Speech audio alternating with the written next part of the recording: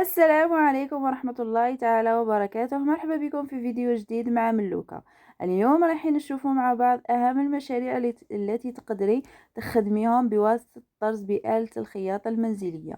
ولكن قبل ما نبدأ خلوني نرحب بالمتتبعات الوفيات وبالزوار الجدد ونقول لهم شرفتوني ونورتوني، وما تنساوش تنضموا بالاشتراك وتفعيل الجرس بيلحقوكم الفيديوهات الجديدة. وما تبخلونيش بالجام وخلوا لي أسئلتكم واستفساراتكم في التعليقات اللي راح نستناهم. قبل ما نبداو كما كل يوم راح نصلوا ونسلموا على رسول الله عليه افضل صلاة وسلام. كما راكم تشوفوا البنات، من اهم المشاريع اللي تستعملي فيها الطرز هو اللي تخصو البيبي ولا افرشة الرضيع. كما كتشوفوا البنات، الطرز راح يدخل لها بهجة وراح يدخل لها رسومات مختلفة واشكال مختلفة ولا اروع. الطرز راح يساعدك بزاف بزاف باش تخدمي خدمه شابه، والخدمه الشابه كما نقولوا احنا تبيع روحها. كما تقدري ايضا تبيرسوناليزي الملابس الرضع، يعني تكتبي لهم اسماوات سواء في لي غرانيير سواء في لي بوني، يعني راح تزيدي لهم لمسة جديدة. وكما تعرفوا البنات، هذا البيرسوناليزي راه رائج هذو الاعوام الاخيره. كما ايضا تقدري حتى تزيني هكا دي غوب للبنات، وراح يخرج روعه. وطرز يعني ماهوش ثقيل، يعني حاجه خفيفه، حروف، ورود صغيره. يعني ماشي متطلبش منك انك تكوني زعما عندك ماتيريال ولا. هذه غير بالآلة الخياطة المنزلية تقدري تخدمي هكا حروف، تقدري تخدمي أشكال مختلفة، ورود صغيرة. يعني هذو كامل راح نشوفهم في دورة تعليم الطرز اللي ديجا كنا بديناها مع بعض، وراح نكملوها إن شاء الله بإذن الله تعالى.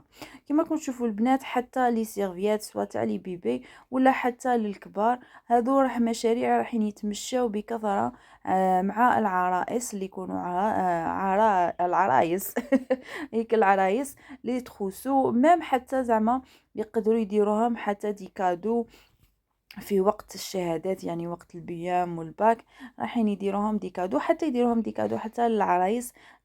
هكا بيرسوناليزي للزوج وللزوجة، ومنظرهم رائع. وراح نشوفوا كيفاش تقدري تطرزي على يعني على خامة المنع، يعني لي سيرفيات ولا سرابت.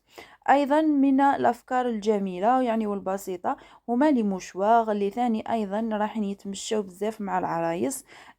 يقدروا يدو كونتيتي هكا يمدوهم مع صابون ولا للناس اللي يجوا، زعما راكم تعرفوا العادات والتقاليد نتاعنا.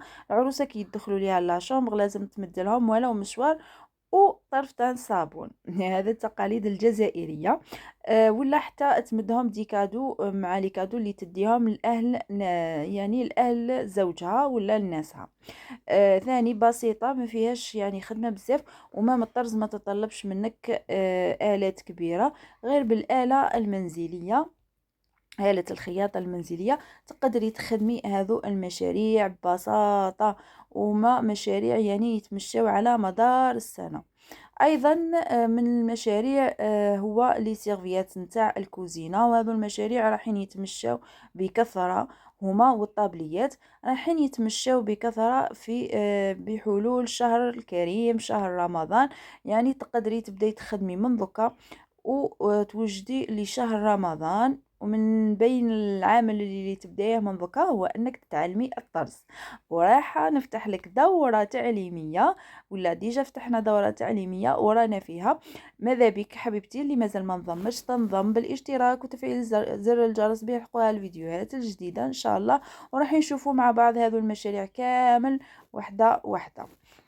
كما راكم تشوفوا البنات، الطابليات ولا اروع بيرسوناليزي، تقدري ترسمي فيهم اشكال اللي تعبر على الكوزينه بالالوان اللي تحبيها، والالوان اللي تقدر يكونوا مطلوبين بكثره من عند الزبائن. هذو الطابليات تقدري تخدميهم، يعني تبيعيهم بالحبه، وتقدري ايضا تحطيهم وتبيعيهم بالجمله لأصحاب المدارس تعليم الطبخ وتعليم حلويات. رايحين يدوا من عندك هكا باش يديروا يوم التخرج. يعني حيكون مشروع ناجح ب100% إن شاء الله. من بين ثاني الطابليات اللي تقدري تخدميهم لهم، يعني ماشي غير تاع الكوزينة. أيضا دوك نشوفوا مع بعض طابليات اللي رايحين تقدري تبيعيهم لأصحاب محلات الحلاقة، يعني الحفافات.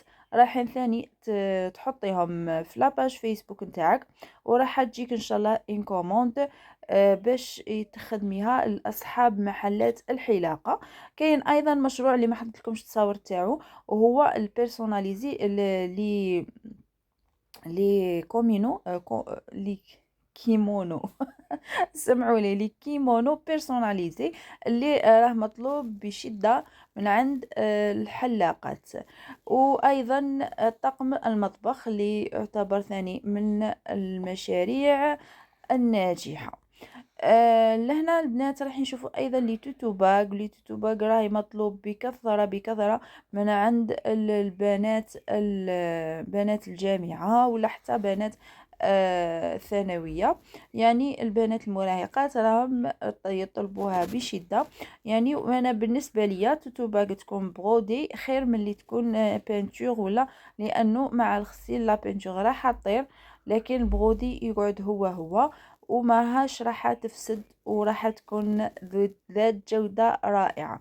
كما كنتوا تشوفوا البنات حتى الرشمات ولا الرسومات راهي في متناول الجميع، ماهيش حاجة اللي تكون معقدة، ولا هي سامبل، وراح نخدموها بيان سور مع بعض في الفيديوهات الجايين. هذو لي توتوبات تقدروا تخدموهم حتى على شكل حامل الخبز في المطبخ، وراح يجي شكل تاعو بزاف روعة. هذو البنات راح كامل نخدموهم في دورة تعلم الطرز مع ملوكة. ما تنساوش البنات اللي ماشي مشتركة تشترك، تفعل زر الجرس بيحقوا الفيديوهات الجايين. ولهنا البنات وصلنا لنهاية لا فيديو. ما تنساوش حبوباتي تبارطاجيو لي فيديو هكا باش تعمل فائدة للجميع، والى اللقاء في فيديو جاي ان شاء الله.